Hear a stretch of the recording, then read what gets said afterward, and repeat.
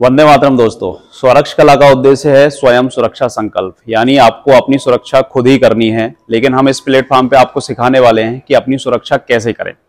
हम आपके लिए एक कोर्स लेके आए हैं जिसमें आप सीरीज बाय सीरीज सीखते जाएंगे कि सेल्फ डिफेंस को कैसे इंप्रूव करना है। इसमें आपको कोई भी कोर्स स्किप नहीं करना है। पर डे हम एक वीडियो अपलोड करेंगे नई टेक्निक के साथ। उस टेक्निक के बाद हम उसका ब्लॉक्स भी बताएंगे और आपको उनके कॉम्बिनेशन भी बताएंगे जो कि आपको लाइफ टाइम काम आने वाले हैं। ठीक है, तो इसकी शुरुआत हम करेंगे आज फर्स्ट वीडियो से, जिसमें आपको बेसिक स्ट्राइक सिखाने वाले हैं और हर दिन हम एक स्ट्राइक ही आपको बताएंगे जिससे आप उसको कवर कर सकें। इस वीडियो में हम बताएंगे कि इसकी टाइमिंग कितनी रहेगी, इसको आपको कितने टाइम क्या एक्सरसाइज करनी है, वार्म अप से लेके सब कुछ। क्योंकि मोस्टली लोग क्या है ना, मार्शल आर्ट के बारे में ये सोचते हैं कि हम कहीं एकेडमी जाएंगे तब सीखेंगे, लेकिन एकेडमी के लिए उनके पास टाइम नहीं है क्योंकि मॉर्निंग या इवनिंग वो किसी और शेड्यूल में बिजी रहते हैं।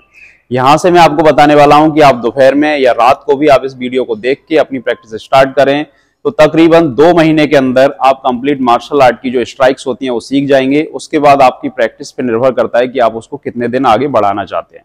ठीक है, तो हम स्टार्ट करेंगे वार्म अप से। तो सबसे पहले आपको स्किपिंग रोप स्टार्ट करना है। ठीक है, स्किपिंग रोप आप करेंगे 3 मिनट, यानी आपको 3 सेट लेने हैं 1-1 मिनट के, और बीच में हर सेट के बीच में एक रेस्ट लेना है। उसके बाद स्टार्ट करना है आपको जंपिंग जैक्स। इसमें 50-50 के 2 सेट लेने हैं। इसके बीच में भी आप 1 या 2 मिनट का रेस्ट ले सकते हैं जितना आप कंफर्टेबल हो। नेक रोटेशन में आपका 360 एक साइड रहेगा एंड चेंज करेंगे तो 360 दूसरी साइड। इसमें क्या है, आपको थोड़ा सा ये ध्यान रखना है कि अगर आपकी गर्दन चटकती है तो आप इसको बिल्कुल आराम से करें, क्योंकि नस वगैरह चढ़ने का डर रहता है शुरुआत में, लेकिन धीरे धीरे आप देखेंगे कि आपकी गर्दन काफ़ी फ्लेक्सिबल होती जा रही है। उसके बाद आएंगे हम शोल्डर पे। शोल्डर आगे की तरफ, ये रोटेशन आपको दोनों साइड फॉलो करना है। शोल्डर पीछे की तरफ। ठीक है, इसकी टाइमिंग थोड़ा बढ़ा देना है क्योंकि अभी मैं वीडियो में आपको ज़्यादा टाइम तक नहीं बता पाऊंगा, उससे टाइम वेस्ट हो जाएगा। ये तकरीबन आपको हर एक्सरसाइज को 1 मिनट देना है। ओके, शोल्डर चेंज, यानी एक आगे की तरफ रहेगा एक पीछे की तरफ। इसको डबल मोशन बोलते हैं, यानी हमारी बॉडी 2 कोऑर्डिनेशन एक साथ बना रही होती है। ठीक है, इससे आपका माइंड भी तैयार होता है। ठीक है, अब आपको एक हाथ घुमाना होता है, एक हाथ आगे की तरफ। बस इसमें यही देखना है कि आपकी किसी भी तरह की कोई नस ना चढ़े। फिर इसको चेंज करके पीछे की तरफ रहेगा दूसरा हाथ। ठीक है, इसकी टाइमिंग हम लोग कम दिखा रहे हैं लेकिन आपको टाइमिंग ज्यादा कर देनी है। दोनों हाथ एक साथ एंड दोनों हाथ आगे की तरफ। ओके, ये भी एक चेंज एक्सरसाइज है, मतलब इसमें आपके दोनों हाथों के कोऑर्डिनेशन अलग अलग रहेंगे, एक आगे और एक पीछे चलेगा। ये आपके माइंड को बेसिकली प्रिपेयर करता है, आप देख पा रहे हैं यहाँ से। ठीक है, उसके बाद आते हैं हम रिस्ट पे। रिस्ट आगे घुमाना है आपको राउंड राउंड एंड दोनों साइड से चेंज। एंड उसके बाद आप इसको फिगर ऑफ 8 में लेंगे, यानी जिस तरीके से 8 बनाया जाता है आपको ये रिस्ट को घुमाना है। इन सारी एक्सरसाइजेस को 1 से 1.5 मिनट के बीच आपको करना होता है। हर एक्सरसाइज को 1 या 1.5 मिनट देना है। आपको जल्दबाजी बिल्कुल भी नहीं करनी है, वरना बॉडी प्रॉपर तरीके से वार्म नहीं हो पाएगी तो फिर इंजरी होने के चांसेस ज़्यादा होते हैं। लोग यही करते हैं। ठीक है, उसके बाद वेस्ट। ठीक है, आपको ये टर्न करना है, गोल गोल घुमाना होता है जैसे डांस हो रहा हो। ठीक है, ये दोनों साइड से रहेगा। उसके बाद आते हैं हम लेग्स पे।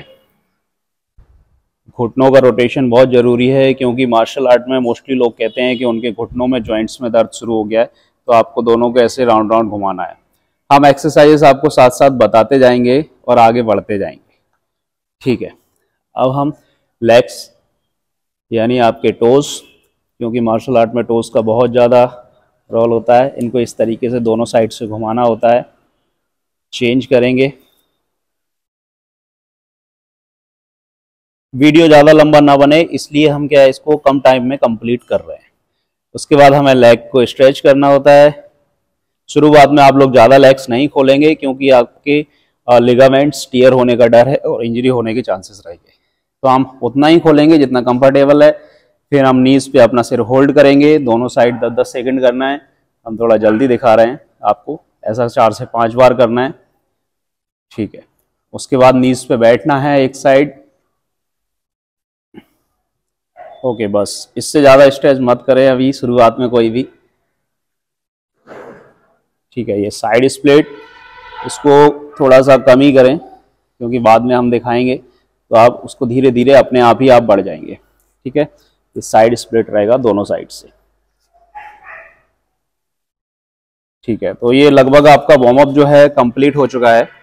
इसके बाद आप टेक्निक के लिए तैयार हैं।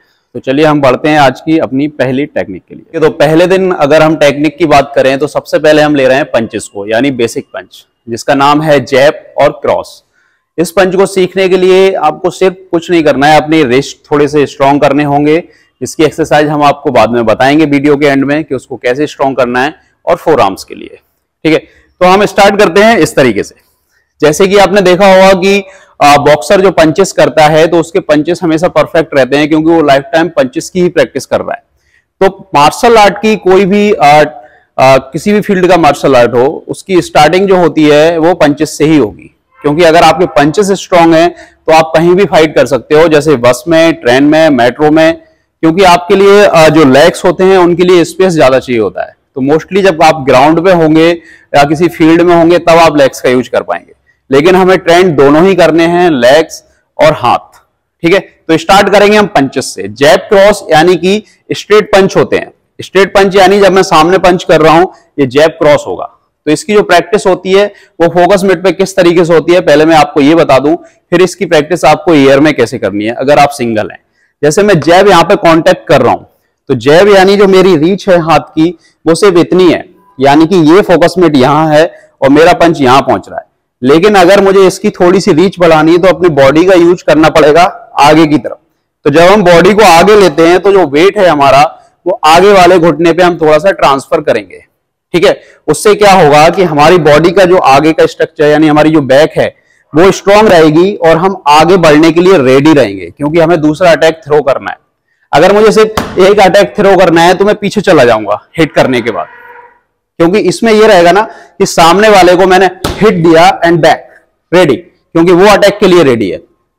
लेकिन अगर मुझे अपना दूसरा अटैक करना है तो अपने वेट को आगे ट्रांसफर करना पड़ेगा, लाइक ये, क्योंकि अगर मैं आगे ट्रांसफर करूंगा वेट तो ये तभी मेरे स्ट्राइक को प्रॉपर ले पाएगा। ठीक है, अगर मैं वेट ट्रांसफर नहीं कर रहा हूं तो मेरे पंचेस ऐसे जाएंगे, जो मोस्टली लोग गलतियां करते रहते हैं। ये इसमें उसको कोई पावर फील नहीं होगी और वो नॉकआउट भी नहीं होगा, क्योंकि जैब क्रॉस अपने आप में कंप्लीट नॉकआउट पंच होते हैं अगर इनकी प्रॉपर प्रैक्टिस की जाए। ठीक है, तो सबसे पहले मैं आपको स्ट्रक्चर बताता हूं कि जब भी आप प्रैक्टिस करते हैं तो वेट आपके टोस पे होना चाहिए। ओके, टोस पे आप इस तरीके से जंप करेंगे। उसके बाद जब आप टोस पे जंप कर रहे हैं इस तरीके से, तो आपके नीज हल्के से बेंड होने चाहिए और आपकी कमर जो है ना वो आगे की तरफ होनी चाहिए, कभी भी पीछे नहीं होना चाहिए, ऐसे नहीं होना चाहिए। इससे क्या होगा, आपके बैक में पेन होगा और आप जल्दी थक जाओगे। दूसरा, आपकी कोर है वो टाइट रखनी है, यानी पेट को टाइट। हैंड रिलैक्स रहेंगे, सिर्फ रिस्ट आपके स्ट्रांग रहेंगे। ठीक है, ये रिलैक्स रखना है, सिर्फ रिस्ट को ही टाइट करके रखना है जिससे कि ये मुड़े ना। ठीक है, तो सबसे पहले जब हम जैब को थ्रो करेंगे तो एक कॉन्टैक्ट एंड सेकेंड हैंड हमारा गार्ड है, यानी फेस के लिए। मान लो मैंने इसको जैब किया और इधर से इसने हिट किया तो हम इसको गार्ड कर रहे हैं, या ये स्लैप कर रहा है तो हम खुद को बचा रहे हैं यहां से। ये तो हमेशा जब भी हमारा कोई एक पंच थ्रो होता है दूसरा पंच उसको गार्ड कर रहा होता है, यानी हमारे फेस को, क्योंकि हमारे वाइटल पॉइंट्स यही हैं। ग्रॉइन हुआ, सोलर प्लेक्स हुआ, नोज, थ्रोट, आइस, इनको बचा के चलना होता है फाइट में, क्योंकि सबसे पहले यही ज्यादा डैमेज होता है।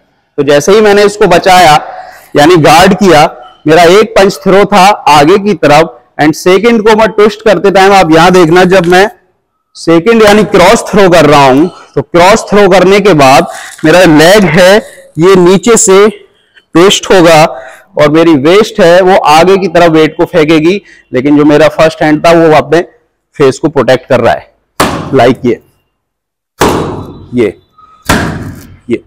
इससे क्या होगा कि पावर फील होगी। इसका मैं कॉन्सेप्ट आपको बता देता हूं।